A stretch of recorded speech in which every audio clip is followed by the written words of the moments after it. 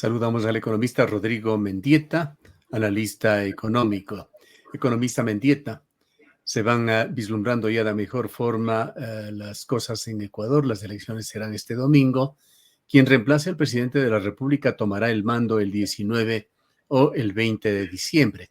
Y se empieza incluso a escuchar ya sobre nombres de un posible gabinete en una y en otra tienda política. Gino Cornejo ha sido mencionado como posible ministro de Economía con Daniel Noboa. Cornejo fue decano de la Facultad de Ciencias Económicas y Empresariales de la Universidad de Ecotec y fue también por un momento candidato a la vicepresidencia de la República, esto antes de que se imponga la obligación de que el candidato tenga que, o la candidata tenga que ser del sexo femenino. Por otra parte, en la otra tienda política, en la de la candidata González, Fausto Ortiz ha sido mencionado como posible ministro de Economía, siendo este tema, el de la economía, un tema crucial para el corto gobierno de transición que se da. Es importante conocer qué le dicen estos nombres y, sobre todo, qué pueden reflejar en materia de políticas económicas. Bueno, estimado Gustavo, muchísimas gracias por la invitación a esta entrevista y un saludo cordial a quienes nos siguen por este prestigioso medio de comunicación. Pues sí, bueno, primeramente hay que recordar que entre tantos líos y problemas que aquejan a la economía ecuatoriana, uno de ellos es la incertidumbre que no deja, digamos, de estar presente, no deja de ser cambiante. A veces vemos desde el futuro con menos, digamos, pues optimismo, a veces con más optimismo. En fin, todo va dependiendo de las cosas que vayan pasando y una de ellas va a ser, ¿no es cierto?, la determinación que se tenga ya el día domingo con saber cuál va a ser el binomio que va a estar liderando el país y la economía del país durante año y medio aproximadamente, que comienza su mandato a finales de este año y que obviamente pues de ahí puede darse muchas señales más sobre lo que más o menos va a venir. En cuanto a la pregunta específica que usted me dice, en el caso, digamos, del economista Cornejo, él, de lo que entiendo y conozco, él viene de un mundo, digamos, académico, fue decano de la Facultad de Economía en la Universidad de Ecotec en Guayaquil, y asimismo también viene de un mundo, digamos, también empresarial, ¿no? Yo consideraría que es un cuadro nuevo desde el punto de vista del manejo financiero en el país, y en ese sentido, pues, puede tener, digamos, algunas ideas con las cuales llegue a refrescar la compleja manejo fiscal también del país. Por otro lado, el economista Fausto Ortiz, que también lo conocemos, él ya fue ministro de Economía, inclusive en la época de Correa, en el primer lapso, y yo diría que más bien él, por todo lo que él ha demostrado y todos los análisis que hemos podido leer y seguirle, más bien él es un economista, digamos así, bastante técnico, con experiencia y también, por qué no decirlo, vendría, digamos, con una idea clara de cuál es la situación fiscal del país, que es una situación compleja, con un déficit alto, con pocas posibilidades de cubrir ese déficit, sobre todo de cara al año 2024, con pocas posibilidades de financiamiento externo, pero quizás con un conocimiento de cómo están, digamos, las cosas, ¿no? Yo creo que a él le va a costar menos entender cómo está la situación, pero también habrá que ver cuáles son las políticas que se van planteando. Y quizás ahí, en el caso de Fausto, puede entrar, ¿no es cierto?, yo diría que en una encrucijada, porque claro, la candidata a la presidencia, Luisa González, ha dicho en muchas ocasiones de una manera muy, digamos, sin vacilar en nada, de que utilizará alrededor de 2.500 millones de dólares de las reservas internacionales.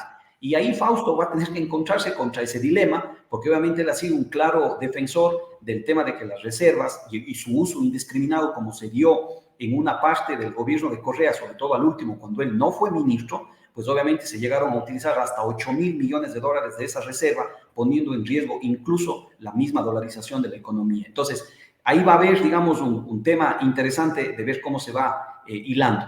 Y en el otro caso, pues recordemos también que el candidato Noboa en una primera instancia mantuvo o sostuvo que iba a ocupar también unas reservas en un monto menor, pero ya en el debate dijo que esa será su última alternativa, ¿no? Entonces, habrá que ver también cómo llega el ministro que se vaya a posicionar sobre esta situación. Aunque ahí hay que entender que en el caso específico de las reservas, habrá que ver quién vaya al Banco Central, cómo se conforma la Junta Monetaria y sobre todo también cómo se deshace el candado que tiene la Ley de Defensa de la Dolarización, que habrá que deshacerla también vía legal y tendría que ir a la Asamblea y ahí ya entramos en otro campo más de votos políticos que creo que también va a tener problema cualquiera que gane. Exactamente. Al economista Fausto Ortiz lo hemos entrevistado, es evidente el conocimiento que tiene de la economía. Sin embargo, un economista que ha comulgado, no podría ser de otra forma, pues fue su ministro con la línea económica del expresidente Correa, sin que caiga en esa categoría de los economistas ortodoxos, que hay varios que se autocalifican incluso así en el país.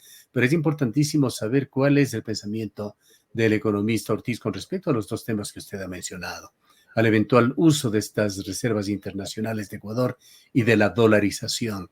¿Tiene usted un concepto formado en cuanto a hacia dónde podría él caminar, más allá de lo que pueda pensar la potencial presidenta de la República? Yo creería que de pronto la presencia de Fausto puede hacer ahí que el uso de las reservas puedan darse, pero quizás con un límite marcado, ¿no? Hay como calcular, digamos, por ejemplo, cuánto debería tenerse en reservas para que, por ejemplo, se vayan cubriendo los diferentes pasivos que alimentan las reservas, porque las reservas... Incitar a un uso más mesurado.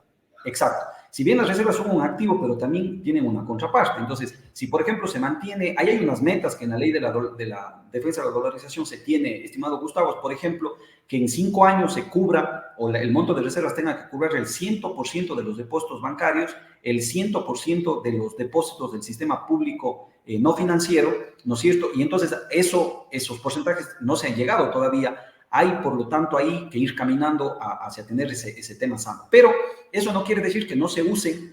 Quizás lo que puede hacer la presencia de una persona como Fausto Ortiz es plantear un mecanismo para un uso, como usted lo dice acertadamente, Gustavo, mesurado del tema. Y no para cualquier cosa, no para gasto corriente, no para, digamos, cubrir un déficit que se ha generado, quizás porque haya habido despilfarro de parte del ministerio o del gobierno en general, sino más bien de pronto para alguna emergencia o algún contingente que sea necesario y urgente en algún momento.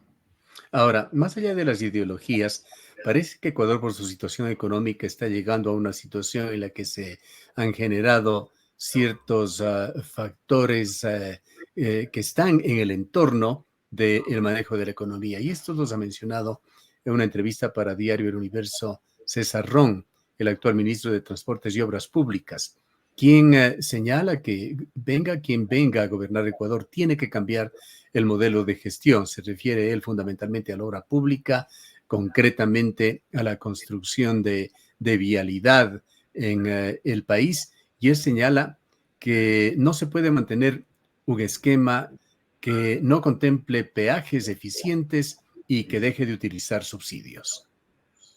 Claro, el tema el caso de la obra pública, sobre todo en lo que tiene que ver con carreteras, ahí hay un gran peso que es el tema del costo de mantenimiento. Según datos para América Latina, una carretera, en el caso de América Latina, con las condiciones en las que vivimos, puede tener una vida útil de 50 años, pero el costo de mantención para que dure ese periodo de tiempo es de 4 veces más lo que cuesta o lo que costó la obra en el inicio. Entonces, imaginémonos, si tenemos una vía que tiene un valor de 50 millones de dólares, entonces va a necesitarse durante ese lapso de tiempo de su vida útil 4 veces más para poder mantenerla como está. Entonces, eso muy difícilmente va a hacer que un Estado con el presupuesto complicado que tiene el Ecuador y con las necesidades de avanzar con otro tipo de carreteras en el sector rural, por ejemplo, entonces pueda dedicarse solamente a mantener ese tema. Así es que justamente ahí tienen que entrar en un tema de alianzas público-privadas y pienso que el tema de los subsidios es una salida importante, perdón, el tema del peaje es una salida importante para esto y que deberíamos verlo quizás con más detenimiento, con más seriedad en el asunto, despolitizar aquello, porque claro, también hay posiciones políticas que quizás fácilmente apuntan a que no se debería poner peajes porque eso representa un costo, pero en cambio tenemos por otro lado el deterioro de las carreteras, de la vialidad y todo el efecto que esto implica por falta de conexión para muchas partes del país. Por ejemplo, Cuenca, el Azuay, en Austro, digamos, es muy importante el tema logístico, dada su ubicación, dada su importancia del mercado internacional que tiene, y por lo tanto yo creo que eso debería analizarse con mucha más rigurosidad, pero con determinación. Entonces, sí, yo concuerdo con ello. Tenemos que ver un modelo de salida en donde el Estado no necesariamente tenga que invertir, porque primero que no tiene y segundo que hay otras necesidades también. Parte de este entorno complejo resulta ser también la seguridad. Tanto es así que en estos días justamente los exportadores ecuatorianos han enviado una carta al presidente de la República exigiendo, ya no pidiendo, exigiendo presencia militar continua en los puertos ecuatorianos. Por supuesto, mire, el tema de la inseguridad junto con la incertidumbre, el tema de la insostenibilidad fiscal, son los tres problemas álgidos de la economía ecuatoriana que he apuntado en algunas preguntas sobre la perspectiva en el corto plazo sobre la misma. En ese sentido, el tema de inseguridad ha golpeado no solamente es un fenómeno de tipo social, sino también si se lo ve hacia el interior del sistema productivo, digamos así, pues prácticamente lo que está es paralizando cualquier tipo de decisión que pueda haber, no solamente en la inversión, sino también en el consumo inclusive, y afectando ya a sectores más, diríamos, puntuales, como es el que usted advierte, ¿no es cierto?, el sector exportador, el sector importador, ¿por qué no decirlo también en todo lo que tiene que ver con el comercio y el tema de los servicios? Este momento se ven datos y se observa cómo prácticamente está quedándose muy estancado esos sectores, y eso después va a repercutir en que el año 2023 vayamos a tener un desempeño económico muy por debajo de lo que se preveía, llegando a tasas que espero se pueda superar el 1% en este año. Por otra parte, quisiera preguntarle cómo ve el entorno internacional con los graves conflictos bélicos que se han desatado en el mundo, pero por otra parte también con el Ecuador que deja a Guillermo Lasso en esta parte, en el área comercial, con los tratados de libre comercio que han progresado mucho, algunos de ellos se han cerrado ya con otros países. Bueno, el entorno económico mundial es un entorno que también se ve sombrío a todos los análisis que se reciben y que se pueden digamos, pues, con los cuales uno cuenta. Se ve que, primeramente, el mundo como tal va a tener un freno económico en el año 2023 y que tendría cola también para el año 2024. Se prevé un crecimiento muy bajo en el caso de la economía americana. Lo mismo pasaría con otras economías europeas. Quizás la única que estaría manteniendo un ritmo de crecimiento importante, incluso por encima del 5%, es la China. Y por lo tanto vemos que entonces hay que diversificar, estimado Gustavo, a nuestros clientes, a nuestros objetivos comerciales. Y en ese sentido, mi punto de vista es que es favorable y deben ser favorables los acuerdos comerciales que se puedan lograr, sobre todo con aquellos países con los cuales nosotros tenemos, primero, un buen flujo de comercio y luego también tenemos un potencial de tener un buen flujo de comercio. Entonces, por ejemplo, el acercamiento que hubo con China, ahora con Corea del Sur, yo creo que es beneficioso y habrá entonces, ¿no es cierto?, que aprovecharlos de aquello. Ahora, ahí yo siempre tengo un reparo y es en el sentido de que las desigualdades territoriales en el Ecuador, esa centralización o esa falta de descentralización que tenemos en el manejo de lo económico en general, también pasan factura a estas oportunidades, y las oportunidades a veces se quedan en Quito y Guayaquil y no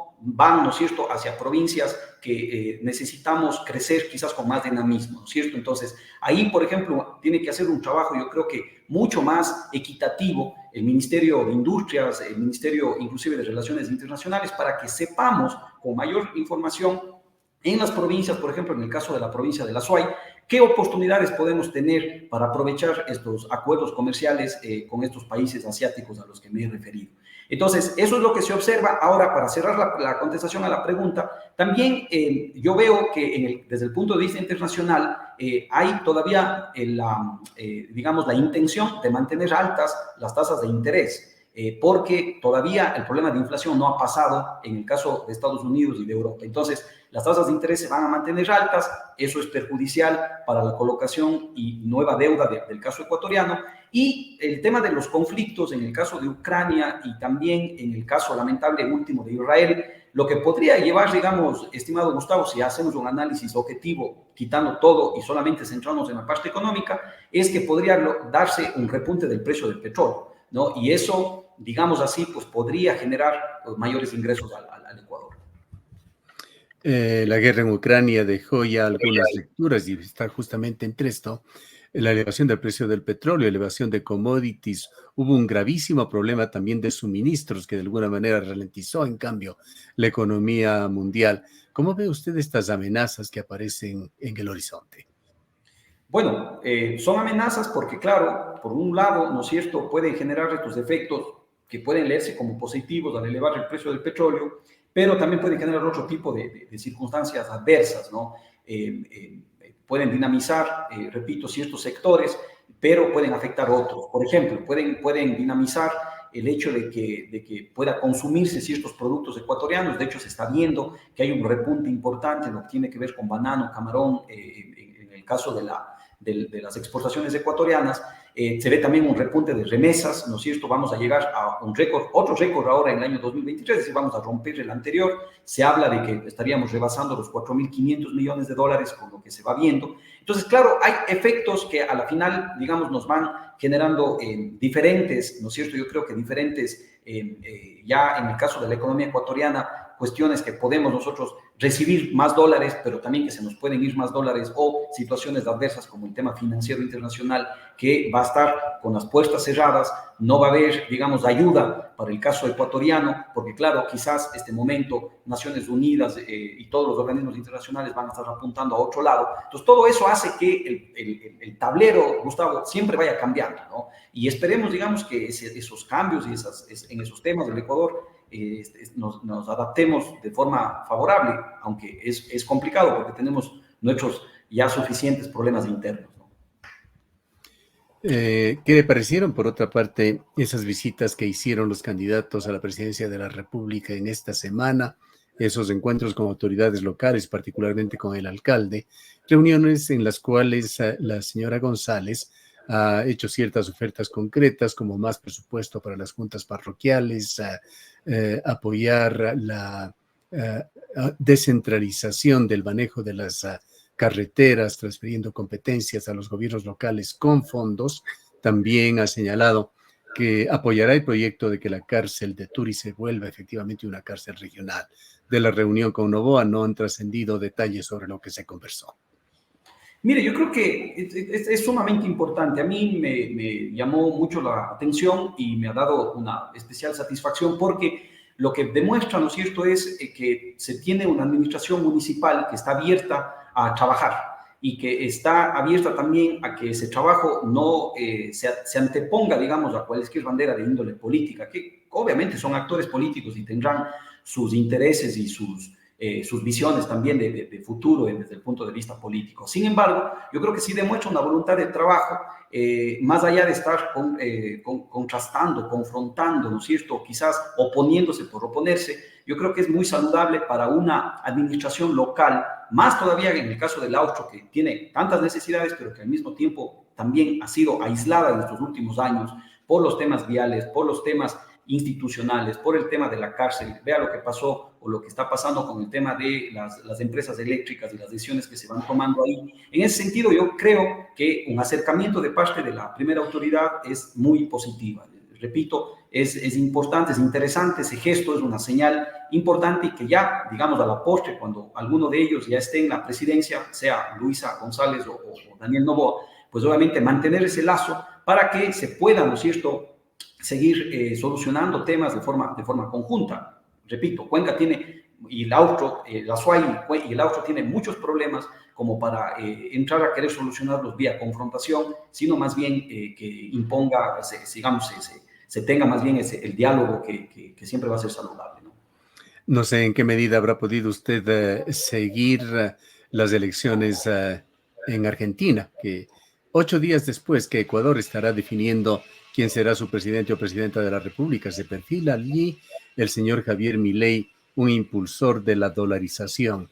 ¿Qué efectos podría traer sobre Ecuador los resultados de Argentina? Mire, Argentina va a ser uno de los países que, según información del Fondo Monetario Internacional, que la estábamos revisando, va a tener la tasa de inflación más alta de América Latina en este año 2023. Se habla de superar el 130% de inflación. Eso quiere decir que definitivamente deben haber millones de argentinos y argentinas que deben estar este momento, yo diría que cansados por todo lo que implica un tema de inflación, de evaluación. Y yo creo que el tema de dolarización es gravitante en las decisiones. Y Ecuador ha sido un referente permanente en esos debates allí en la Argentina. Así es, y hay posiciones a favor, posiciones en contra. Sin embargo, yo me atrevo a decir que la Argentina está en una enfermedad económica tan grave como la que tuvimos nosotros en el año 99, cuya salida, sin que sea, digamos, la mejor, porque dada la enfermedad, tuvimos una salida compleja. Digamos que la dolarización a la Argentina le podría traer al menos estabilidad en lo que tiene que ver con precios, ¿no? Entonces, así es que las personas están debatiendo entre eso o continuar con un camino sombrío en donde no se conoce qué es lo que vaya a darse, sino quizás lo mismo de lo que ya se ha tenido antes, que no le ha llevado a ningún punto. Eso por un lado. Por otro lado, también, desde el punto de vista eminentemente, yo diría, socioeconómico, estimado Gustavo, también llama la atención ver cómo esta polarización, en el caso de Argentina, digamos, ha ido calando, ¿no? Porque la posición del candidato que va primero en las encuestas, el candidato Milei, pues obviamente es muy extrema. Desde el punto de vista económico, él habla de una libertad, inclusive él se ha declarado libertario, y él en algunas elocuciones que he tenido la oportunidad de escucharle, él trae a colación la escuela austriaca de la economía. La escuela austriaca de la economía lo que da cuenta es de un liberalismo total, prácticamente un Estado pequeñito y que todos decidamos en función de diferentes fuerzas de mercado, de las diferentes fuerzas de incentivos, etcétera. Y definitivamente eso, asimismo, primero, no tiene una base, un sustento riguroso desde el punto de vista científico, ¿no? A la escuela austriaca siempre la hemos, digamos así, pues observado por ese lado, es decir, tiene una falta de rigurosidad. Y por otro lado también las economías grandes, las economías que han logrado desarrollarse, han ido haciéndolo considerando la importancia de lo público. Eso yo creo que es vital. Más todavía si se trata de economías como la Argentina, como los de Latinoamérica, que todavía tenemos que convivir con una pobreza marcada y sobre todo con altos niveles de desigualdad, en donde creo yo, es mi convicción, estimado Gustavo, las fuerzas libres del mercado no van a venir a solucionarlas y necesitamos tener ahí un gobierno, un sector público, claro, sin corrupción, un sector público eficiente, un sector público que tenga por delante el bien común, un sector público que no responda a partidos y personas, sino que a los intereses de la colectividad, pero eso se tiene que trabajar para lograr, no por ello quitar todo lo público y que prácticamente funcione la economía en forma libre. Pero lo que llama la atención es esa polarización, es decir, el hecho de que existan personas que obviamente en un porcentaje importante le den oídos y que le den también esperanza, ¿no? Vamos a ver qué es lo que sucede. Y quizás también eso da cuenta del cansancio de las personas, ¿no? Yo creo que en América Latina hemos tenido, y hay países donde hemos tenido todas las figuras, digamos, ¿no? Hemos pasado de dictaduras, hemos tenido gobiernos quizás más pegados a la izquierda. De todo el espectro político, así es. Exactamente, hemos tenido actores y quizás todos nos han ido llevando a un camino que vemos que no hay salida, ¿no? O sea, esa desigualdad, falta de crecimiento, etcétera. En todo caso, elecciones a las que debemos estar atentos. Exactamente, así es, Gustavo. Gracias, economista Mendieta, por habernos acompañado. A usted, Gustavo, gracias siempre a las dos. Declaraciones del economista Rodrigo Mendieta, él fue decano de la Facultad de Economía de la Universidad de Cuenca, es analista económico.